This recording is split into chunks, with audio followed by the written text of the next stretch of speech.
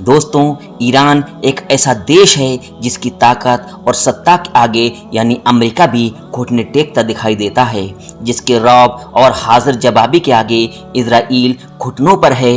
Iran वो देश है जो अगर चाहे तो आधी दुनिया की अर्थव्यवस्था को चंद घंटों में चरमरा सकता है, क्योंकि वो जहां पर है उसी रास्ते से दुनिया का 40% तेल सप्लाई होता है और इस वक्त ईरान ने वही रास्ता बंद कर रखा है। ईरान दुनिया की 21वीं सबसे बड़ी सैन्य ताकत है और वो आज दुनिया के सुपर पावर अमेरिका को टक्कर दे रहा है, जबकि अमेरिका ने ईरान पर तमाम तरह की पाबंदियां लगा रखी हैं। इस वक्त ईरान में मौजूदा सरकार का मेन मकसद ही इजराइल का विरोध और अमेरिका की दखलंदाजी को खत्म करना है।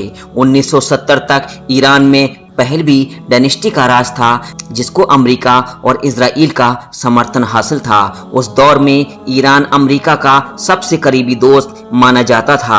1948 में जब इजराइल की स्थापना हुई तो जिस मुस्लिम देश ने इजराइल को सबसे पहले मान्यता दी थी उसका नाम ईरान था और आज वही दुश्मन है। ईरान के विचारों और उसका अमेरिका की तरफ झुकाव को ईरान की जनता पसंद नहीं करती थी।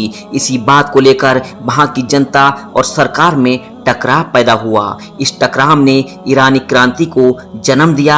1979 में ईरानी क्रांति के नतीजे में पहलवी डायनेस्टी वंश का अंत हो गया और ईरान में एक नई सरकार का गठन हुआ जो आज इस्लामी रिपब्लिक ऑफ ईरान कहलाती है। ईरान की सरकार को बनाने में भारत के मशहूर आलिम दीन सैयद अहमद मुशादी के पोते रूहुल्लाह खामेनेई का बहुत बड़ा योगदान रहा है। इन्होंने ही ईरानी क्रांति का आगाज किया था और रूहुल्लाह खामेनेई ईरान के पहले सुप्रीम लीडर थे। रूहुल्लाह खामेनेई के सत्ता में आने के बाद ईरान अब कामयाबी की तरफ बढ़ रहा था, मगर ये कामयाबी अमेरिका और ईरान के विरोधियों को पसंद न थी और यही वजह है जब ईरान ने अपने परमाणु प्रोजेक्ट की शुरुआत की तो उनके विरोधियों ने ईरान के वैज्ञानिकों को मरवाना शुरू कर दिया। अमेरिका कभी नहीं चाहता था कि ईरान एक परमाणु शक्ति बने, इसलिए ही उसने ईरान पर तमाम तरह की पाबंदियां लगा दी, मगर ये पाबंदियां ईरान के हौसलों को कम नहीं कर पाईं और आज कुछ मीडिया रिपोर्ट्स बताती हैं कि ईरान दुनिया का दूसरा मुस्लिम देश है जिसके पास परमाणु हथियार मौजूद है। नाजरीन, ईरान की सबसे बड़ी ताकत उसकी जियोग्राफी है। वो जहां पर मौजूद है वो इलाका तेल और खनिज पदार्थों से भरा पड़ा है और यहाँ से दुनिया में सप्लाई होने वाला 40% तेल भी ईरान से होकर गुजरता है। ये रास्ता इतना अहम है कि अमेरिका ने इस रास्ते में अपने जंगी बेड़े तैनात कर रखे हैं ताकि कोई देश तेल की सप्लाई को नुकसान न पहुंचा सके, क्योंकि अगर पश्चिम के देशों में तेल नहीं मिला तो वो एक दिन भी जिंदा नहीं रह पाएंगे। तेल कितनी बड़ी ताकत है इसका खौफ शाह फैसल अमेरिका को पहले ही बता चुके हैं। कहा जाता है लेबनान की तंजीम हिजबुल्लाह और फिलिस्तीनी संगठन हमास को ईरान ही हथियार सप्लाई करता है। हमास पिछले दशकों से ईरानी मिसाइलों का इस्तेमाल करता रहा है। दुनिया आज भी हैरत में है कि शिया देश किसी सुन्नी संगठन की मदद कैसे कर सकता है, लेकिन बात जब फिलिस्तीन की हो, बात जब बैतुल मुकद्दस की हो तो हर मुसलमान का फर्ज बन जाता है कि किबलाए अव्वल को बचाने के लिए कोई मसलक कोई जात मायने नहीं रखती है।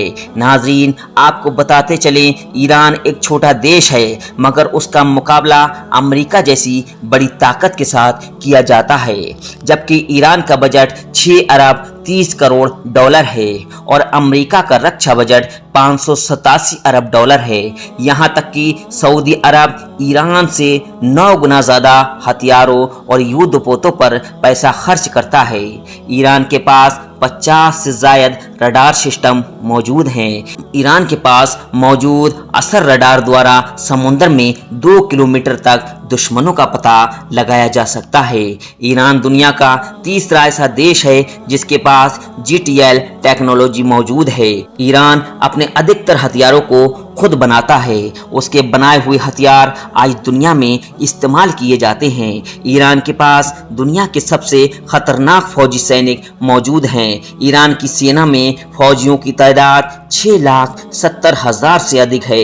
ईरान ने एक स्पेशल फोर्स भी तैयार कर रखी है जिसे इनकलाबी गार्ड के नाम से जाना जाता है। नाजरीन, बताते हैं, जब ईरान किसी मैदान में ये फौज उतारता है तो वहां राख के ढेर के सिवा कुछ नहीं बचता।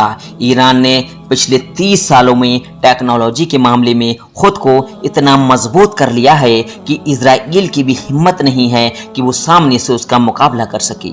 ईरान के पास 551 एयरक्राफ्ट और 4,000 टैंक, 21 युद्धपोत, 19 पनडुब्बियां और 65,000 बख्तरबंद गाड़ियां मौजूद हैं जो किसी भी देश की अर्थव्यवस्था को बर्बाद करने के लिए काफी हैं। इतनी पाबंदियों के बावजूद ईरान आज मिस्र और इजराइल के बाद मिडिल ईस्ट की तीसरी सबसे बड़ी ताकत बन चुका है।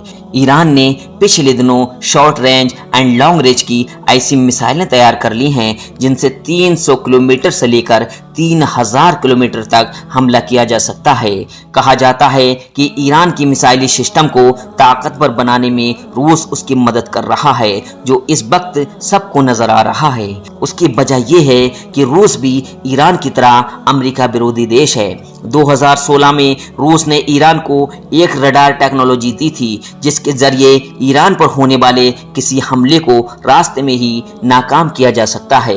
दोस्तों, अमेरिका निदेशालय की एक खुफिया रिपोर्ट्स के मुताबिक ईरान मिडिल ईस्ट का अकेला देश है जिसके पास सबसे ज्यादा बैलिस्टिक मिसाइलें हैं। ईरान के पास हाइपरसोनिक मिसाइलें भी हैं जो साउंड की स्पीड से 5 गुना तेजी से हमला करने की क्षमता रखती हैं। ये वही मिसाइलें हैं जिनसे ईरान ने इजराइल पर हमला किया था। ईरान में कुछ ऐसे संगठन भी हैं जिसका गठन अमेरिका और इजराइल से मुकाबला करने के लिए किया गया है। ईरान के रिश्ते मुस्लिम देशों के साथ बहुत ज़्यादा अच्छे नहीं रहे हैं क्योंकि उसने गुजरे वक्त में ऐसी गलतियां की हैं जिसका अंदाज़ा नहीं